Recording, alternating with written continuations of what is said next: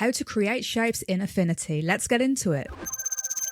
With Affinity open, head over to the toolbar on the left side and you should see a shape looking icon.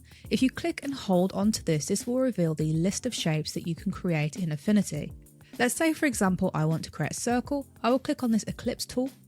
To change the colour of this circle, you can come up to these two colour settings. The one on the left indicates the fill, the one on the right indicates the stroke. If you want to add a shape with the stroke, you can also change the thickness of this stroke by increasing this number here. Let's say for example I want to create a white circle, so I'll click into the fill and then come down to white. And let's say for example I want this circle to have a black stroke. We click into this and make sure it's set to black, which it already is. And now to give the stroke some weight, we have to increase the stroke width by increasing this number. Let's go for 5 for example. Now with all that set, we can just click and drag on our project. If you want a perfect circle, hold shift and then this will create a perfect circle and then let go.